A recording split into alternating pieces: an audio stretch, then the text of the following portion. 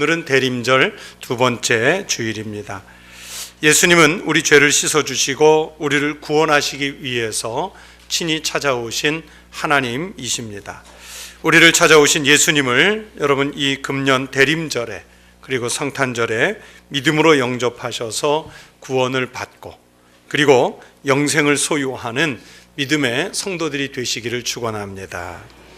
오늘 우리가 읽은 히브리서 이 본문 말씀은 1절부터 5절까지의 말씀만 읽었지만 그러나 히브리서 1장 전체를 놓고 오늘 하나님의 말씀을 전하도록 하겠습니다. 여러분, 이 히브리서 1장의 말씀은 그리스도이신 예수님께서 모든 만물보다 뛰어나시고 우월하신 그리스도이시라는 것을 선언하는 그런 내용의 말씀입니다. 먼저 1절부터 3절의 말씀은 예수님께서 성경 전체, 그러니까 우리가 알고 있는 창세기에서부터 요한계시록에 이르기까지의 모든 성경 전체의 주인공이 바로 우리 예수님이시고, 그리고 구원의 성취자가 되시는 분이 바로 우리 예수님이시라는 것을 요약한 말씀입니다. 여러분, 신약 성경 중에서 가장 구약 성경을 많이 닮은 성경이 히브리서입니다. 그런데 이 히브리서에서는요, 그래서 구약을 많이 인용하는데 구약에서 선지자들을 통해서 말씀해 주신 하나님께서 이제 그리스도를 통해서 성도들에게 더욱 완전한 말씀을 주셨다, 그런 내용을 기록하고 있습니다. 오늘 본문이 바로 그것을 선포하면서 그리스도는 하나님과 동등하신 분으로서 그리고 창조주이시며 구세주이시며 통치자라는 선포를 하고 있습니다. 또 4절 이하의 말씀들은 그리스도가 모든 피조물보다 뛰어나신 분임을 말씀합니다. 그래서 심지어는 이 땅에 그 어떤 것보다도 뛰어난 천사들보다도 훨씬 뛰어나셨다, 그렇게 성경은 말씀합니다. 그래서 오늘 설교 제목이 오늘 본문에 나오는 그대로 천사보다 훨씬 뛰어나신 예수님, 그렇게 잡았습니다. 여러분, 천사에 대해서 생각해 보신 적이 있으신지요? 여러분은 천사에 대해서 어떻게 생각하십니까? 여러분, 유대인들에게 있어서 천사라고 하는 존재는 아주 특별한 의미가 있었습니다. 천사는 하나님과 하나님의 백성들 사이를 중재하는 역할을 합니다. 좀 더 정확하게 표현하면 하나님의 뜻을 따르는 하나님의 심부름꾼 역할을 천사가 맡았다, 그렇게 말할 수 있습니다. 여러분, 성경에는 천사 이야기가 참 많이 나오는데 가장 대표적인 것이 예수님의 잉태 소식을 요셉과 마리아에게 전해준 가브리엘이라는 그 유명한 천사를 우리가 알 수 있고요. 또 세례 요한을 잉태했다는 소식을 전해준 분도 바로 천사입니다. 요한계시록에서 등장하는 많은 역사를 일으켜 이끌어가는 분이 바로 천사들입니다. 여러분, 천사는 그렇게 하나님의 뜻을 인간에게 전하는 심부름꾼의 일을 합니다. 그런데 천사의 역할이 여러분 과도하게 인식되다 보면 나중에는요, 천사를 하나님의 일꾼처럼 여기는 것이 아니라 하나님처럼 숭배하는 대상으로까지 여기게 됩니다. 그래서 이스라엘에서는 천사가 숭배의 대상이 되고 그것 때문에 하나님께 책망을 받을 때도 있었습니다. 사도 바울은 바로 이 사실을 언급한 적이 있습니다. 골로새서 2장 18절에서 말씀하시기를 아무도 꾸며낸 겸손과 천사 숭배를 이유로 너희를 정죄하지 못하게 하라. 그가 그 본 것에 의지하여 그 육신의 생각을 따라 헛되이 과장하고 그랬습니다. 여러분, 교회 안에 있는 그리스도인들이 잘못된 천사 숭배하는 것 때문에 주님으로부터 책망받지 않도록, 사람들로부터 정죄받지 않도록 주의하라는 경고의 말씀이었습니다. 바로 이런 정황에서 천사 숭배가 만연한 사회 사상에서 여러분, 그리스도가 오신다는 것은 천사보다, 모든 피조물보다 뛰어나신 분이 오신다는 의미를 갖습니다. 여러분, 그리스도로 오시는 분이 얼마나 뛰어나신가 하면 그리스도는 하나님의 참 아들이시며 오히려 천사들로부터 경배와 섬김을 받기에 합당하신 분이시며 하나님의 높은 권세를 가진 왕이시며 영원 무궁하신 창조주이시라고 성경이 말씀합니다. 또 오늘 본문 말씀에 이어서 나오는 13절에서는 모든 대적들을 이기시고 심판주로 오실 분이 바로 그리스도시라고 성경이 말씀합니다. 여러분, 그리스도가 이런 모습으로 오신다면 반면에 사람들이 잘못 알고 숭배하는 천사라는 존재는 결코 그리스도보다 높은 존재가 아니고, 천사들은 하나님의 백성들을 섬기라고 하나님 뜻에 따라서 보내진 존재라는 말씀입니다. 여러분, 지금 말씀드린 것처럼 예수님은 우리가 위대하게 생각하는, 그래서 숭배하기까지 하는 그런 천사들보다 높은 존재라는 것을 우리가 분명하게 고백을 해야 합니다. 여러분, 그만큼 뛰어나시고 탁월하신 분이시라는 것을 말씀드리는 것입니다. 천지를 창조하신 하나님께서 죄와 사망 가운데 빠져 있는 우리를 구원하시기 위해서 친히, 그리고 직접 육신을 입고 이 땅에 아기 예수의 모습으로 내려와 주셨습니다. 그리고 십자가를 지시고 골고다 언덕을 오르시고 그 십자가에서 물과 피를 쏟아내시면서까지 우리를 사랑하시고 구원하시기 위해서 사람의 몸을 입고 와 주셨습니다. 천사보다 훨씬 전능하신 하나님이 이렇게 직접 사람의 몸을 입고 우리에게 찾아와 주셨습니다. 사랑하는 성도 여러분, 이것이 바로 성탄의 계절에 들려주시는 복된 소식입니다. 복음입니다. 하나님이 우리에게 오셔서 함께 하신다, 임마누엘, 우리와 함께 하시는 하나님이시라는 이 말씀만큼 여러분 기쁘고 또 즐겁고 감사한 소식은 이 세상 어느 곳에도 없습니다. 오늘 읽은 히브리서 말씀들은 바로 그 예수님, 우리 안에 찾아오시는 예수님이 어떻게 천사보다 훨씬 뛰어나신 분이신가를 가르쳐 주시는 말씀입니다. 오늘 이 성경 말씀을 통해서 예수님이 어떤 분이신가, 이 땅에 찾아오신 예수님의 그 거룩하신 신성이 무엇인가를 말씀드리려고 합니다. 여러분, 제가 선포하는 하나님의 말씀을 들으시고 또 히브리서 1장의 말씀을 읽어가시면서 우리의 신앙 고백 속에서 이 전능하신 하나님, 우리에게 직접 찾아와 주신 예수 그리스도를 우리의 경배의 최상위에 놓을 수 있는 신앙을 고백할 수 있는 우리 믿음의 성도들 되시기를 바랍니다. 첫 번째는요, 하나님께서는 예수님이 하나님의 진정한 아들이라고 말씀하십니다. 오직 예수 그리스도만이 하나님의 유일하신 독생자, 진정한 아들이 되십니다. 어려서부터 어른들이 하는 농담 중에 참 듣기 안 좋았던 소리가, 어른들이 너 어디서 주워왔다 하는 말이에요. 특별히 그 중에서도 제일 많이 어디서 주워옵니까? 다리 밑에서. 저는요, 어렸을 때부터 우리 부모님이나 주변 사람들에게 중복리 다리에서 주워왔다는 말을 참 많이 들었어요. 근데 중복리가 어딘지 정확히 몰랐는데 여기 와서 살면서 보니까 조치원에서 오송 넘어오는 다리가 중복리 다리더라. 그래서 제가 거기 지나갈 때마다 나 주워온대, 그런 생각을 합니다. 이게 어렸을 때 하도 많이 들어서 각인이 됐나 봐요. 아마 그런 소리 한두 번 안 듣고 자란 사람 없을 거예요. 여러분은 어디서 주워오셨습니까? 여러분의 부모님은 누구이십니까? 이 말을 듣고서 내가 정말 밖에서 주워온 사람인가 해가지고 울며 뛰쳐나간 그런 애들도 있고, 또 심지어는 부모님에게 우리 부모님, 진짜 부모님 찾아달라고 울면서 떼를 쓴 사람들도 있다고 합니다. 이 말이 어린아이들한테는 참 별로 좋지 않아서 저는 우리 두 아이에게 이 말을 한 적이 없습니다. 딸아이한테는 한 번도 한 적이 없는데, 그런데 아들아이가 초등학교 다닐 때 저희도 모르게 무슨 상황에서인지 부부가 같이 아이를 한번 놀리다가 이 농담을 했어요. 너는 다리 밑에서 주워왔다. 그런데 아무 메모도 남겨놓은 게 없어서 너의 부모님이 누군지는 모르겠다. 그랬더니 아이가 그 말을 듣더니 그래요? 그러더니 벌떡 일어나서 자기 방에 가서 뭔가를 추적추적 뒤지는 소리가 나더라고요. 그러더니 조금 있다가 종이 쪽지 한 장을 들고 와서 저에게 턱 내미는 거예요. 그래서 제가 그것을 보니까 자기가 병원에서 출생할 때 넘겨준 출생 기록부더라고요. 거기에 엄마 아빠의 이름이 있죠.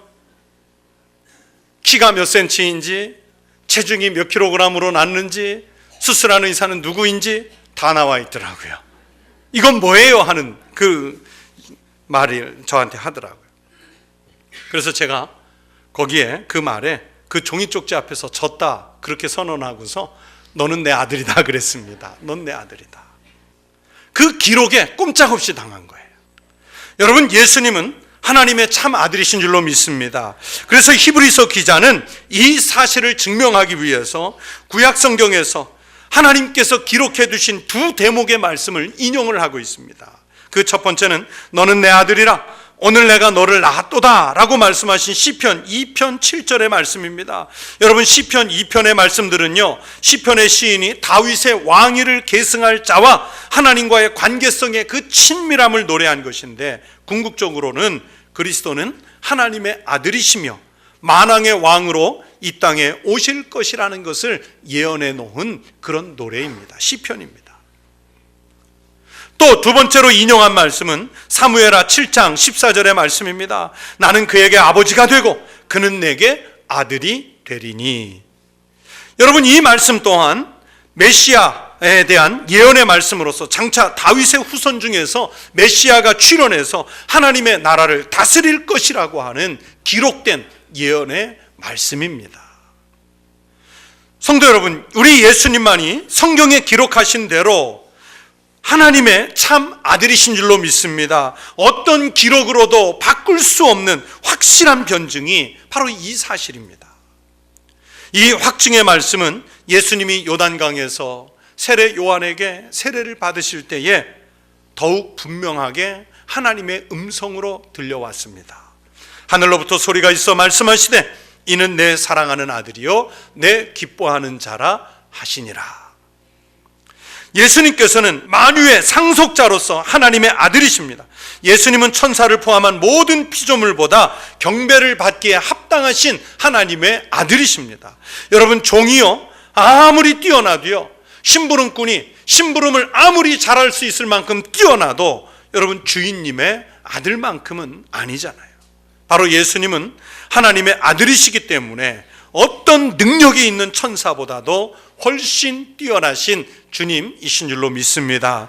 여러분, 우리가 우리 주변에서 천사들이 행하는 작은 기적이라든지 아니면 신비한 일이라든지 아니면 내가 정말 목매서 벌려고 하는 재물이나 아니면 권력이나 명예라든지 이런 것들이 여러분 숭배의 대상이 되어서는 안 됩니다. 여러분, 그런 것들을 숭배하다가는 하나님께서 몸을 입고 하나님의 아들이 우리에게 오시는 것을 잊어버릴 수가 있습니다. 그러나 여러분, 이 대림절에 우리가 분명해야 인식해야 되는 사실은 우리가 경배하고 찬양할 분은 오직 유일하신 예수님이신 줄로 믿습니다. 그 믿음의 고백이 오늘 우리 사랑하는 모든 성도들의 고백이 되시기를 축복합니다. 또 둘째, 오늘 말씀에서 하나님은 예수님이 천사들의 경배와 섬김을 받기에 합당한 분이라고 말씀하십니다. 여러분, 6절의 말씀을 함께 읽어보실까요? 6절의 말씀입니다. 또 그가 맏아들을 이끌어 세상에 다시 들어오게 하실 때에 하나님의 모든 천사들은 그에게 경배할지어다.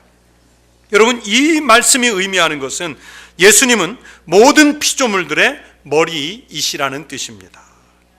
또 하나님이 영적 자녀들인 여러분 성도들의 맏아들, 장남, 유일하신 아들이라고 말씀하십니다. 그러므로 천사일지라도 예수님을 경배해야 합니다. 하나님이 직접 부리시는, 그래서 인간에게는 한없이 높아 보이고 존귀해 보이고 특별해 보이고 신비해 보이고 심지어 숭배의 대상으로까지 격상된 그런 천사라 할지라도 여러분, 그 천사도 자기가 경배해야 될 분은 하나님의 아들 우리 주님 예수 그리스도이십니다. 하나님의 모든 천사들은 그에게 경배할지어다, 그렇게 말씀하셨잖아요. 여러분, 믿음 생활을 하면서 또는 목회를 하면서 가끔은 이런 자성을 해봅니다. 나는 예수님 때문에 참 좋은 대접을 받을 때가 있는데, 나는 예수님을 내가 사람들에게 대접받는 만큼 존귀하게 여기면서 섬기고 있는가, 그런 자성입니다.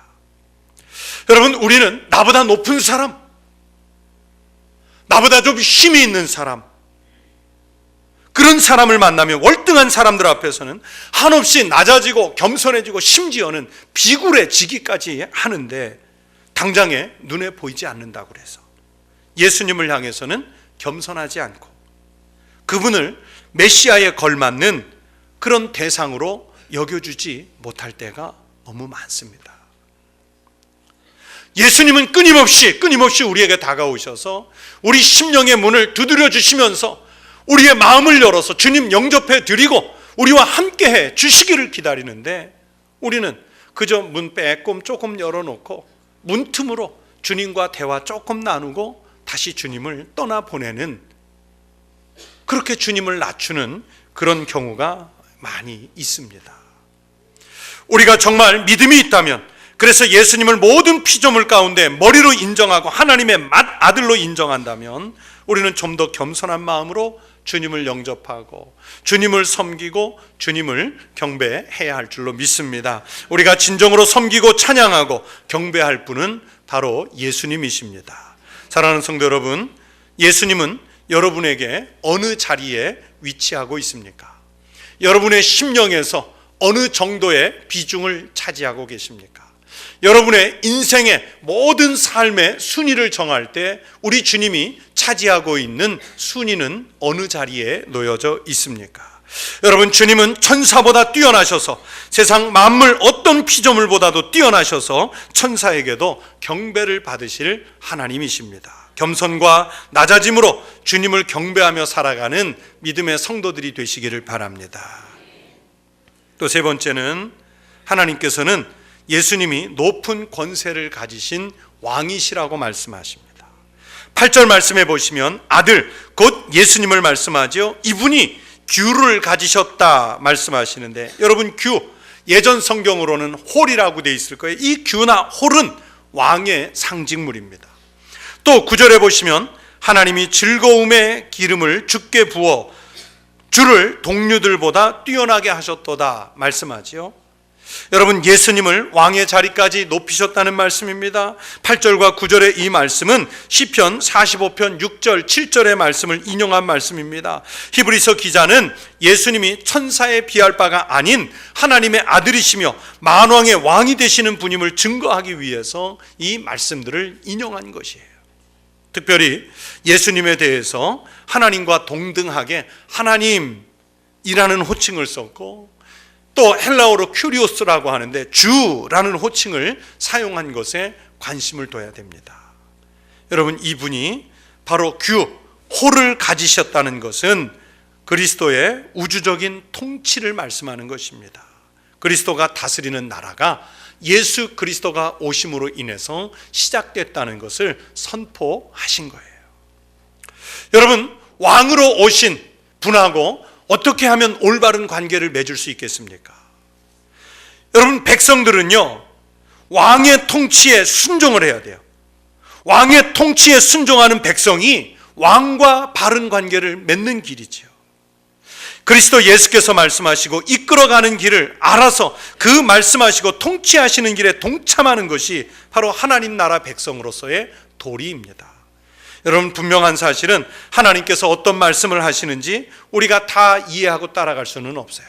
하나님께서 하나님의 음성으로 말씀하신다고 하면 우리는 그것들을 다 이해할 수 없어요. 그러나 그럴지라도 하나님께서 가장 선하시고 아름다운 길로 인도해 주실 것을 믿고, 그분이 통치하시는 나라가 가장 공의롭고 공평한 나라일 것을 믿고 주님의 통치에 우리의 생애를 맡기면 우리를 은혜로 인도해 주실 것을 믿습니다. 여러분, 우리 사랑하는 청북교회 성도들이 이렇게 오늘 성경의 말씀대로 예수님을 내 인생의 왕으로, 예수님을 우리 가정의 왕으로, 예수님을 우리 교회의 왕으로, 예수님을 우리 사회의 모든 구석구석의 왕으로 모셔서 우리의 직접적인 통치자로 인정하고 경배하는 그 믿음의 고백이 있으시기를 바랍니다. 끝으로 네 번째는요, 오늘 성경에서 하나님은 예수님이 영원한 창조주라고 말씀하세요. 여러분, 예수님은 2000년 전에만 오신 분이 아니라 바로 영원 전부터 하나님께서 모든 만물을 창조하시는 그 만물의 시작 때도 함께 하셨던 분이라는 것을 말씀하십니다. 10절 말씀을 보시면 주여 태초에 주께서 땅에 기초를 두셨으며 하늘도 주의 손으로 지으신 바라 말씀하세요.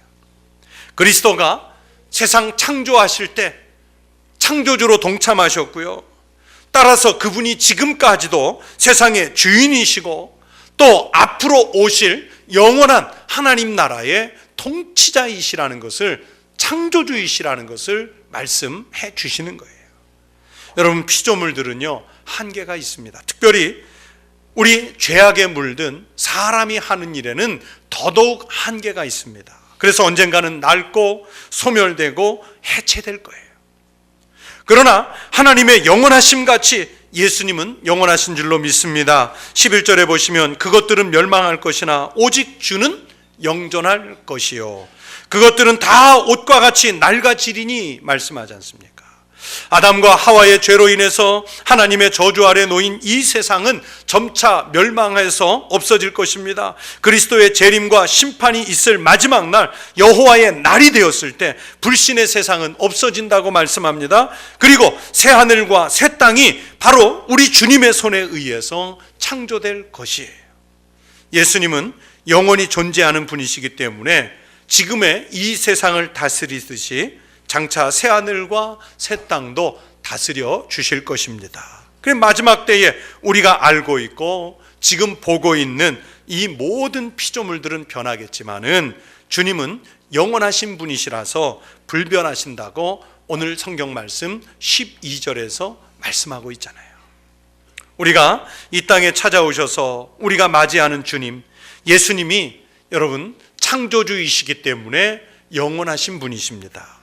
영원전에 만물을 지으시고 또 새하늘과 새 땅을 창조하셔서 영원히 다스릴 주님을 경배하는 것은 피조물인 우리가 마땅히 해야 할 도리입니다. 사랑하는 성도 여러분, 이 복된 성탄의 계절에 우리에게 찾아오셔서 임마누엘, 즉 우리와 함께 하시는 하나님, 그 예수님을 여러분 영원하신 주님으로 받아들이시기를 바랍니다. 우리가 매해 대림절을 맞이하고 성탄절을 맞지만 그때마다 우리가 진실한 신앙으로 경배의 대상으로 주님을 맞이하기보다는 그저 연말에 밀려오는 나의 즐거움과 유혹의 대상으로 주님을 격화시켜서 맞이할 때는 없었는지요. 여러분, 우리 주님이 스스로 자신을 낮추셨지 않습니까? 왕이심에도 불구하고 하나님이심에도 불구하고 사람의 몸을 입고 아기 예수의 몸으로 오셨어요. 십자가를 지시고 골고다 언덕으로 오르셔서 거기에서 창에 찔리셔서 물과 피를 다 쏟아내시고 그리고 시신이 돼서 여러분 무덤에 사흘간 갇히셨어요. 스스로 그렇게 낮추셨어요. 그러나 우리 주님께서 자신을 그렇게 스스로 낮추었다고 해서 여러분 주님이신 그분을 우리까지 인간의 기준대로 임의대로 우리가 주님을 함부로 낮춰봐서는 안 됩니다. 예수님이 우리를 구원하시기 위해서 아무리 낮고 천한 몸을 입고 말구 위에 오셨다고 해도 그리스도는 그리스도이십니다. 주님은 통치자이며 창조주이십니다. 그분만이 하늘의 모든 권세를 가지신 만왕의 왕이십니다. 오늘 우리가 환영하고 경배하는 왕은 누구입니까? 우리가 이 대림절에 믿음으로 기다리고 오시면 맞이해야 할 분은 누구입니까? 오실 때는 초라하신 분이지만 부인할 수 없는 진정한 하나님의 맏아들이시며 독생자인 예수 그리스도이신 줄로 믿습니다. 여러분, 이 대림절을 보내시면서 또 우리가 잠시 후에 맞을 성탄의 날을 맞이하면서 예수님이 높임을 받고 우리는 믿음으로 그분을 맞아들여서 우리의 구원이 금년 대림절과 성탄절을 보내면서 확정되는, 그러면서 그 믿음이 성장하고 성숙해지는 이런 축복의 절기가 되시기를 주의 이름으로 축원합니다.